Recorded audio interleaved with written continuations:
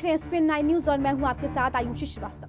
कांग्रेस से नाराज चल रहे ज्योतिरादित्य सिंधिया आज बीजेपी में शामिल हो गए। इस मौके पर उन्होंने कहा था कि कांग्रेस अब पहले जैसी पार्टी नहीं रह गई है।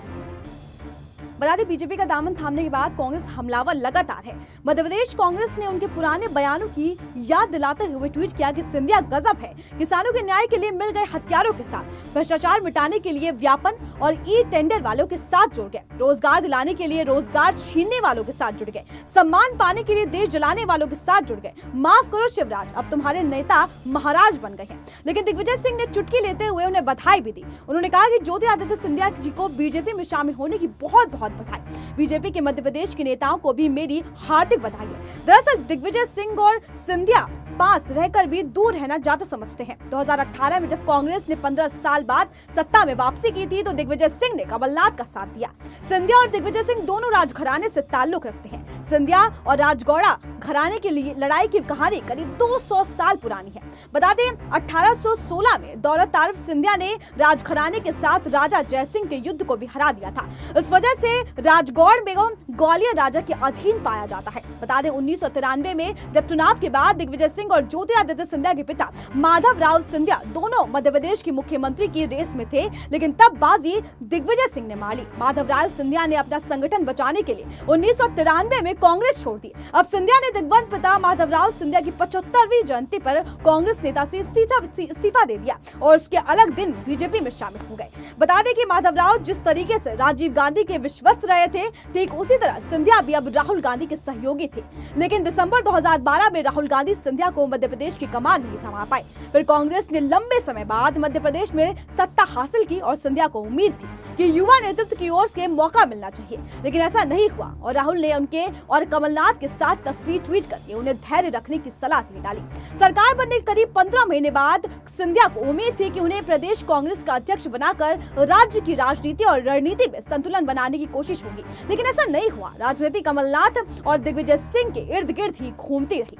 वहीं मध्य प्रदेश में राजनीतिक रूप से मुख्यमंत्री कमलनाथ और पार्टी के वरिष्ठ नेता दिग्विजय सिंह द्वारा दरकिनार किए जाने के बाद ज्योतिरादित्य सिंधिया ने कुछ महीने पहले ही अपने ट्विटर प्रोफाइल से कांग्रेस का उल्लेख भी हटा दिया था। पार्टी के अंदर के लोगों का कहना है कि सिंधिया ने महसूस किया था कि राहुल गांधी ने उन्हें निराशा किया है और विश्वस्त को मुख्यमंत्री बनाने पर जोर दिया है। वहीं सिंधिया को जनवरी 2019 में पश्चिमी उत्तर प्रदेश का महासचिव नामित किया गया था, लेकिन वो उत्तर प्रदेश में पार्टी महासचिव प्रियंका गांधी के अलावा एक पूरक भूमिका में भी थे।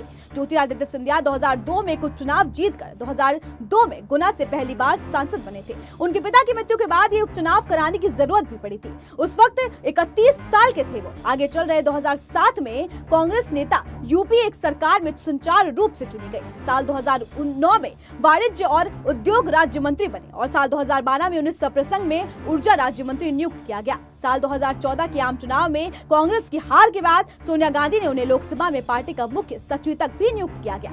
पिछले दिनों जब सिंधिया ने कमलनाथ के नेतृत्व वाली अपनी सरकार की नीतियों के खिलाफ सड़क पर उतरने की बात कही थी तो दिग्विजय सिंह ने कहा था कि हमने जो जनता से वादा किया है वो काम कर रहे हैं। इसी बीच दोनों नेताओं की गुना में मुलाकात की खबर भी सामने आई थी। ऐसा माना जा रहा था कि दोनों के बीच बैठक होगी, लेकिन दोनों ने सड़कों पर दुआ सलाम किया और आगे के कार्यक्रम के लिए निकल पड़े।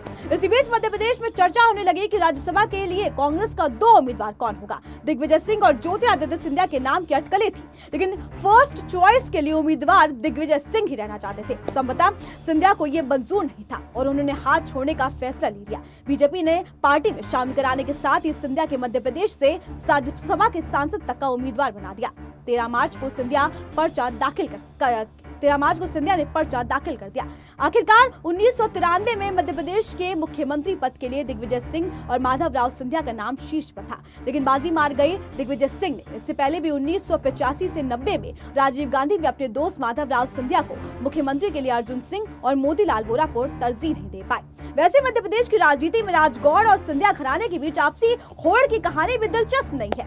इसी होड़ की कहानी 200 साल से ज्यादा पुरानी है। जब 1816 में सिंधिया घराने के दौलतराव सिंधिया ने राजगौड़ा के राज जयसिंह को खुद युद्ध में हराया था। राजगौड़ा को तब ग्वालियर राज्य के अधीन होना पड़ा था। इसके हिसाब से दिग्विजय सिंह ने 1993 में माधवराव सिंधिया को पद की मोह में होड़ से परास्त कर बराबर कर दिया था। इसीलिए कभी इन्वेस्टमेंट बैंकर के तौर पर काम करने वाले ज्योतिरादित्य सिंधिया को मालूम है कि वो आज जो निवेश कर रहे हैं उनके आने वाले दिनों में रिटर्न भी बेहतर होंगे। दिसंबर 2012 में राहुल गांधी अपने दोस्त ज्योतिरादित्य सिंधिया को मध्य प्रदेश की कमान नहीं दे पाए। ज्योतिरादित्य सिंधिया को मध्य प्रदेश पद की कई वजह से मजबूत होना पड़ा था। इसकी पहली बड़ी वजह वही थी कि जिस तरीके से सिंधिया का राजघराने से था, जो भारतीय राजनीति में एक स्थापित घराना था। ज्योतिरादित्य सिंधिया भी बतौर राजनेता स्थापित हुए थे। ज्योतिरादित्य सिंधिया ने कांग्रेस क्यों छोड़ी? कांग्रेस की पूरी फौज उनके परिवार की कुंडली खंगालने लगी। उनके विकिपीडिया से छेड़छाड़ भी की गई। सन 1957 की इस घटना का हवाला देकर उन्हें गद्दार कहने की कोशिश भी की गई, जिसपे इतिहासकार एकदम अतमत नहीं थे। लेकिन हम आपको आज उस इतिहास में ले चलते हैं जो 57 साल पुराना है, जिसके लिखित और प्रमाणिक दस्तावेज है, जिससे अपनी सत्यता की पुष्टि के लिए लिबरल वामपंथियों के प्रभाव वाले विकिपीडिया प्रोपेगेंडा दरकिनार नहीं कर सकते। इतिहास की रोशनी में आप सिंधिया राज परिवार और मध्य प्रदेश के पूर्व मुख्यमंत्री दिग्विजय सिंह के राजगौड़ घराने की अदावत को भी बेहतर तरीके से समझ पाएंगे। जान सकेंगे कि क्यों ज्योतिरादित्य सिंधिया और उनके दिवंगत पिता माधवराव सिंधिया का कांग्रेस में सीढ़ी चढ़ना जैसा दिग्विजय सिंह को खटकता रहा। मध्य प्रदेश की राजनीतिक उठापटक के बीच ये जानना बेहद जरूरी है, क्योंकि सिंधिया के कांग्रेस से मेघभांग की सबसे बड़ी कारण पर्दे के पीछे दिग्विजय सिंह की 3 तिकड़म बताई जाती है। आज याद दिलाया जा रहा है कि 1857 के प्रथम स्वतंत्रता संग्राम में सिंधिया के पूर्वजों ने अंग्रेजों का साथ दिया। लेकिन क्या किसी ने खानदान में किसी एक व्यक्ति की भूल के कारण पूरी वंशवाली को बदनाम किया जा सकता है? ज्योतिरादित्य सिंधिया के अंदर महाजदी शिंदे का भी 2 रक्त है, जिन्होंने पानीपत की तीसरी लड़ाई लड़ी। एक दशक बाद दिल्ली जीतकर उन्हें पूरे हिंदुस्तान पर मराठा साम्राज्य का झंडा लहराने से भी अहम दरकिनार कर दिया गया। महाजदी शिंदे एक नाम है जिसकी वीरता की गाथाओं के सामने ज्योतिरादित्य सिंधिया को गाली देने वाले एकदम तुच्छ नजर आते हैं। महाराजा शिंदे के पिता राणीजी राव ग्वालियर के सिंधिया राजवंश के स्थापक है।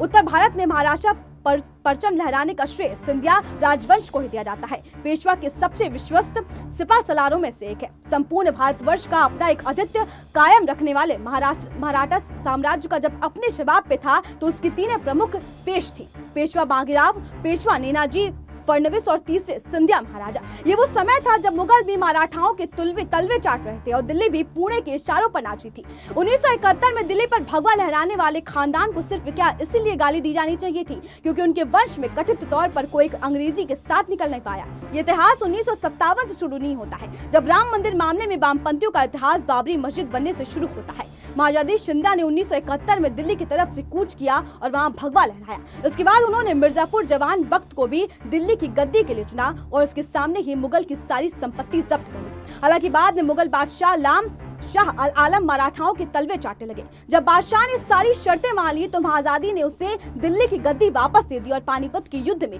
जो मराठाओं को खोया गया वो गौरव था, उसे हासिल किया गया। उसके बाद मराठा का एक दुश्मन बचा और वो था रोहिला शासक। रोहिला शासक नजीब आजम खान के लिए सिंधिया खानदान को एक बड़ा नुकसान पहुंचाया। क्रोधित महादीन ने नजीब खान की कब्र को तहस नहस कर डाला। माधवराव पेशवा जब तक जिंदा थे और जब तक जिंदा रहे, माधवराव ने उन्हें विश्वस्त बना डाला। पेशवा पुणे में बैठकर अन्य कार्यों का अपना ध्यान केंद्रित करते थे क्योंकि उन्हें पता था कि उत्तर भारत का कामकाज देखने के लिए सिंधिया परिवार उन्हें अपना ध्यान निजाम और हैदर को सिखाना समझती है। वही उसी दौरान राजगोड़ा के राजा थे बलवंत सिंह। बता दें पहले तो वो पेशवा के सामने सिर झुकाते थे, लेकिन बाद में उन्हें गद्दारी का रास्ता चुनना पड़ा। अब अंग्रेजों और महाजदी शिंदे के बीच युद्ध हुआ, तब बलवंत ने ब्रिटिश का ही पक्ष लिया था। गुस्साए महाजदी शिंदे ने 1985 में अंबानी जी के इंगले के नेतृत्व में एक भारी सेना राजगोड़ा भेजी और गद्दारी का सबक सिखाया। राजा बलवंत सिंह और उनके बेटे जय सिंह को बंदी बना लिया गया।